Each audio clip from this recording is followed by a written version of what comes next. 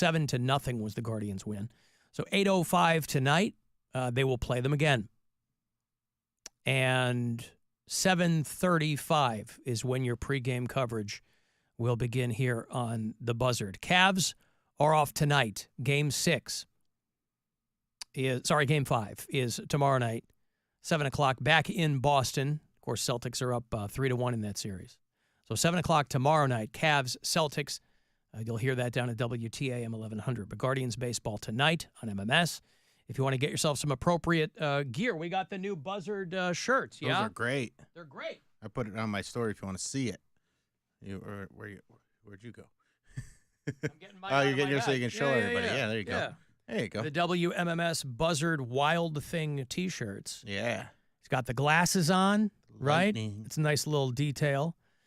These are available at CLE Clothing Company. So, yeah, these are great. So get them while you can. The Buzzard Wild Thing MMS baseball shirts. And use the promo code FLOWER. That's your promo code all through the month of May. That'll get you 20% off whatever you buy and however often you use it this month. Just use FLOWER. If you're online and shopping, obviously you can type it in, but you can also give it to them at the counter. Somebody else sent me another AI song for the show. Like when people do this. Eddie is our bureau chief in West Lynn, Oregon, who listens on the iHeartRadio app. And he said, here's a song AI created called Everyone Hates the Show. And the music that he chose was Soulful Acoustic Delta Blues. Mary's a big Soulful Acoustic Delta Blues fan. Yes. And so he probably had her in mind. Alan's picky. He can't find no place to eat. Bill crop dust in the office. It's hard to breathe.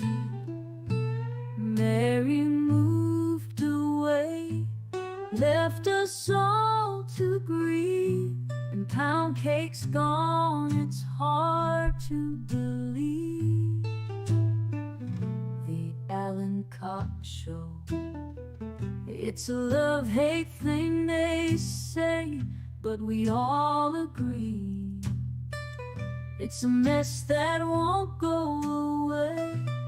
Alan's always complaining about his food, his taste. Bill's farting round the office. It's a toxic waste. Everyone hates the show, can't stand to hear him talk, but we keep on listening. It's like we're stuck in a fog. The Alan Cox Show, it's a love-hate affair, but we can't turn it off, no matter how we swear. I mean, we don't have our office anymore. So there's no crop dusting the office anymore, but it's pretty good. I don't mind that.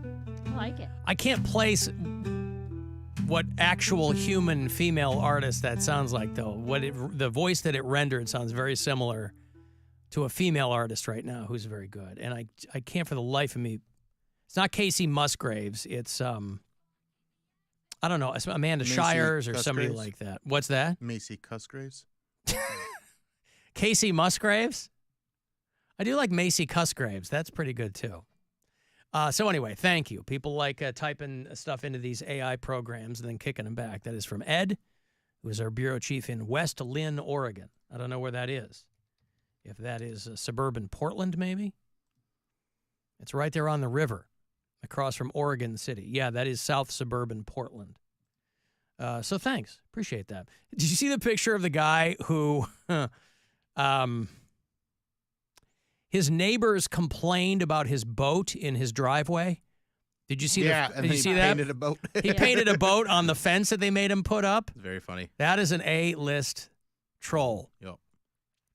A guy named Etienne Constable was told to build a 6-foot fence to hide the boat from the view of his neighbors. So he just got an image of the boat painted on the fence. I'll show it to you there on the live stream. Seaside, California. Neighbors complained. I mean, it's the optical illusion is unbelievable. So when you drive by and you look, you can't tell that it's a fence. Unless there's part of me that thinks that the photo has been manipulated, but I don't know, because that is such an unbelievable photorealistic representation of that boat. So his troll on the neighbors is they were like, well, you've got to build a fence to cover that boat. Fine. He's like, okay, I will then. Fence is going to look like a boat. Fence is going to look exactly like the boat. Yeah. That's all. I love that. But like neighbors trolling, if you do a deep dive on neighbors, there's a lot of people trolling, that have a real hard time with their neighbors. It is, well, yes. Yeah. I mean, I've always been pretty fortunate, I guess, to not have to contend with that. But holy cow, the people who just hate their neighbors. It's one thing if you're in an apartment because you are surrounded by people. There's only walls that separate you from your neighbors. But people in houses who have natural borders, whether it's trees or a yard or whatever, these stories of these people that are like super petty with each other. He puts all his leaves in my yard, so I set his dog on fire. You know, it always goes from like 0 to 60. And, of course, we see the end result when these stories hit the news, too. So you don't know what transpired before that. But the city told this guy, your neighbors have been complaining, and so he hired an artist to paint the boat on the fence. I'm not a rule breaker, but I am like to make a political statement as necessary, and as well as a humorous statement and a creative statement. So I'm all in favor of generating discussion and making people smile. And the reaction is extremely more than we ever expected, and we're both just tickled about it. It's pretty cool. How is that a political statement, by the way? He's like, I like to make political statements. Like he doesn't shy away from ruffling feathers a little bit. Ah, I see. Yeah. Get out there. Well, he's not a rule breaker. Listen, I was talking about this over the weekend. Gwen and her brother and I, he was in town for Mother's Day. And so we were kind of talking about, kids and he's got a couple stepkids and, rules, and that kids need boundaries. And Gwen's like, well, you hate rules. I'm like, it's not that I don't like rules. I don't like authority. I don't like other people telling me what the rules are. And I hate that about myself because I know rules are important. Just promise me you'll never do another rule. Come on, shirt brother. I remember getting dropped off. We were raised in a strict Catholic household, okay? My parents were cool. They did their best. But, my dad was conservative by nature, military, from the South, right? Wasn't a drill sergeant. He was a reasonable person. But my mom was garden variety Catholic, pretty heavy duty. And so, we grew up with a lot of rules. And I remember getting dropped off in college after my mom and dad took me to college. And then there's a lot, same thing I did with my kids when they got older. There's a lot of, talking and crying and hugging, and then you let them, and then you leave. And you hope that they'll be fine. You hope that you've instilled them with enough information that they will make good choices. It's the best you can hope for. But I remember getting dropped off in college and just standing there in my dorm room after everyone had left and realizing that I had no one to answer to. Except myself, of course. But then you're in a whole other thing because you've got to figure out where those lines are. And you can go crazy. A lot of people get jammed up and they go nuts because of that freedom. They talk about how a lot of alcoholics are created in college. Well, I didn't drink, so there wasn't going to be a thing like that.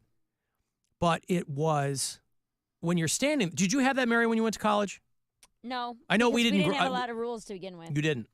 Well, my parents had their own stuff going on, and after the divorce, stuff kind of fell apart. And then I moved in with my dad, and I think he felt guilty, so he was like, yeah, kind of do whatever you want. Oh, he was trying to be cool dad. As long as you're not hurting anybody or yourself, don't be a dick, kind of a thing. So that's kind of how my wife grew up, you know, when she got a little bit older or whatever, because she'll tell me these stories. I'll be like, really? And she's like, my parents were like, hey, as long as you punish you. Right, as long as you're still getting A's in school, right? As long as you're doing everything you're supposed to do and you're not screwing anything up, then whatever. I was like, wow. because it wasn't we were like crazy or anything, but yeah, I just wasn't a bit. But standing there, and I'm sure, this is a common experience for a lot of people. If you grew up like that and you stand there and you're like, I can do whatever I want. Like to this day, it's why I'm not good with free time. Because you have to be very disciplined in yourself. Because I know, left to my own devices, I'll go off the rails. So it's like, well, because there's still a part of me in that Half a bagel. I know. No. You have no idea. I mean, there's a reason I am the way I am. But like free time always feels bagel? It always feels wasted to a certain degree to me. But it is good for you. Like Stansbury and I were talking about this before. Wasted time or wasting time, it is good for your brain, right? They say, sitting and doing nothing, because it's that pull between nature and nurture. The human brain is not wired to go nonstop. But we push. There's all these things we're not wired to do, but we're like, we've got to, we're trying to kind of keep things running smoothly around here.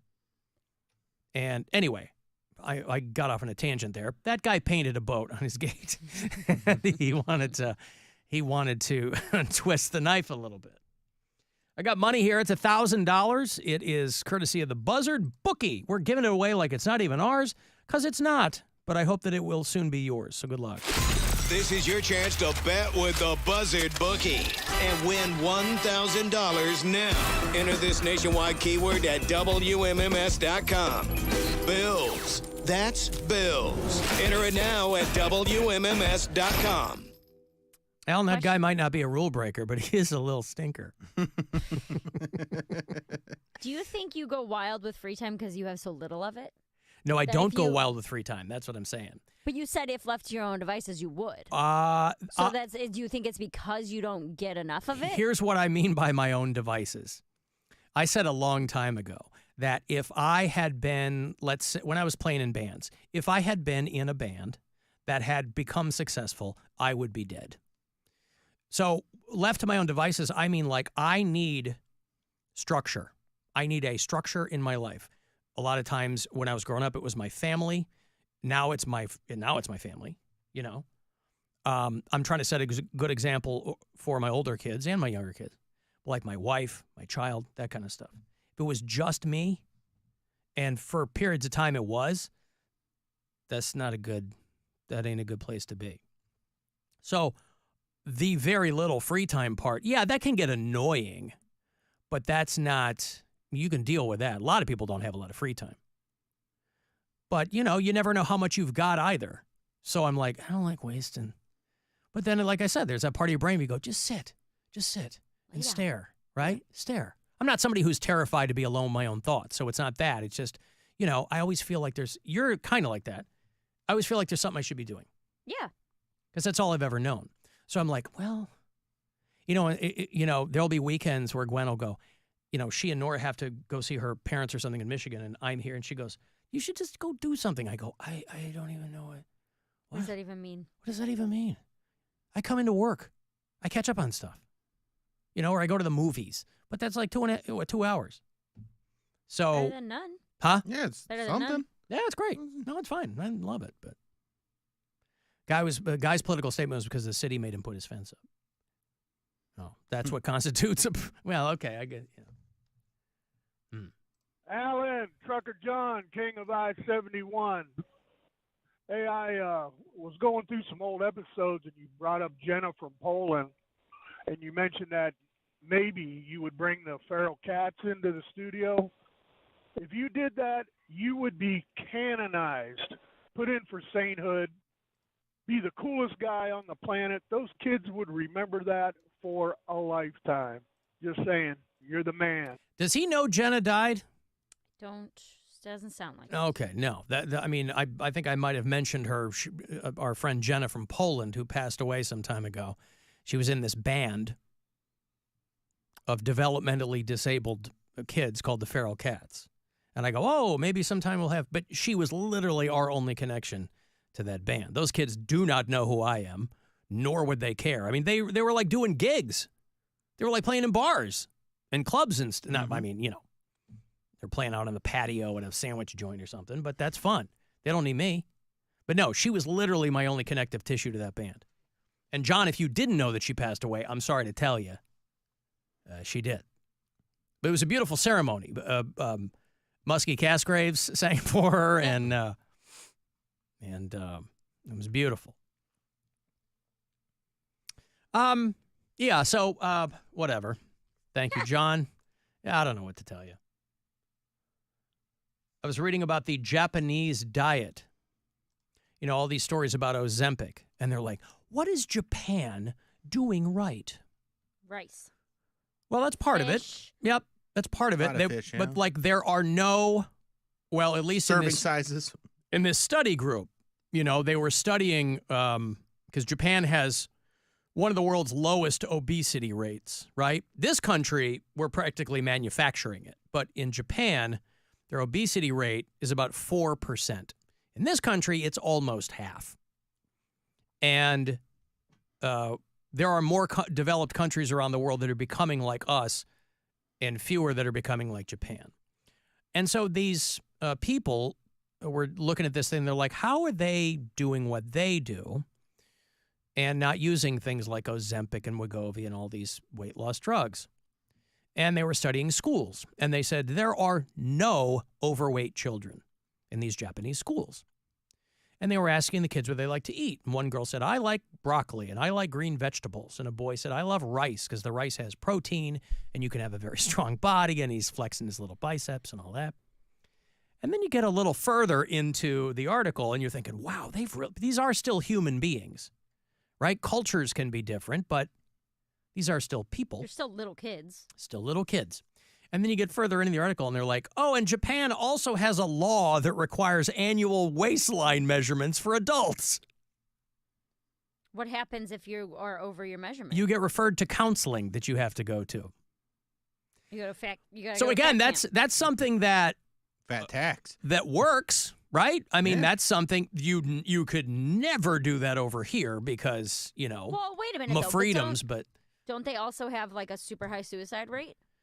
yeah, but that's got nothing to do with how big they are. That's got But, to do with like it would have to do with shaming someone for their waistline not being where it should be. I don't know that it's maybe. I don't. They didn't allude to that, but I mean, or but being under such constant pressure all the time. yeah, maybe.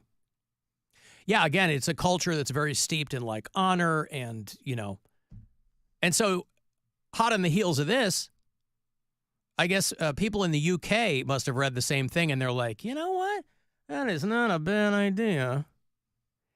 And so there's people in the UK, these companies who are like, how could we make it so we can measure employees' waists? You know, like at the Vegas casinos, you know, like the Borgata, they walk up with the calipers, make sure that the cocktail waitresses can stay gainfully employed. So like in Japan, when they do this thing, you know, you get fined if you're running a company and they have this thing and too many of your workers are like over what the line is supposed to be with respect to weight, you know, the company gets fined. So it's obviously in the boss's best interest to make sure that people are taking care of themselves. They said there's a lot of obesity-related illness in the UK now. And it's not like companies and governments care about people's health.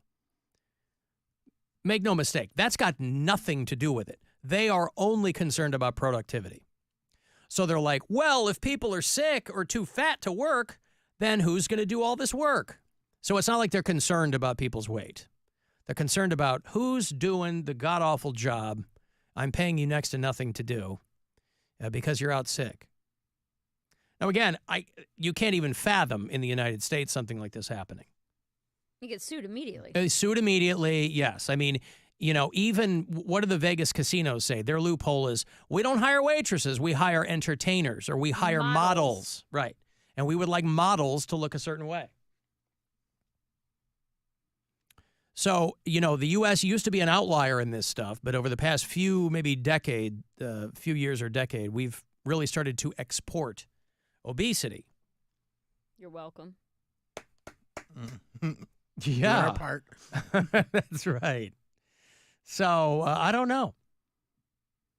Maybe they could start the whole waistline measurement over here, like they do in Japan. Everybody wants healthier kids. There isn't anybody who's not in favor They're not of doing that. it to the kids, are they? Yeah, You said it was at companies. yeah. Or No, in the annual UK they want to do adults. that. No, I thought you said it was an annual waistline for measurement for adults. adults. Yes. But not kids. Well, they're not measuring the kids, but they're telling the kids, you got to eat this, you got to eat that. You don't want to grow up and get fined, do you? I mean, all that stuff job. starts in childhood. America first! America first! Get that through your head, dude! America first! America first! You heard that before? What? America first! America first! In obesity. What the hell, man? Dude, America first! In obesity. America first! To all of you, let me explain one damn thing. America, America, America. Dude, you understand? America, America, America. My point is America's first. America, America, America. What the hell, man? Globalists, no! Goblins, no! This is it. Everybody get ready! America first! I'll never not love goblins and globalists. It's so good. It's the best. I miss Pound Cake doing his clap. You can clap. I know, but it's not the same as like he did this like over the head one. That was always He did a sassy clap. a very well, sassy clap. But also like he would always do it like stone faced. I miss it. I wonder where he is. I bet he's at work. Mm. At his 9 to 5 job. Mondays off. Gets them 3-day weekends, boy. Good for him. He doesn't have to work on Mondays? I think Didn't he works say on that? Saturdays. He goes, oh, he does? Yeah. Oh, I thought he just had a 4-day week. Well, that sucks. All right. I'm going to break.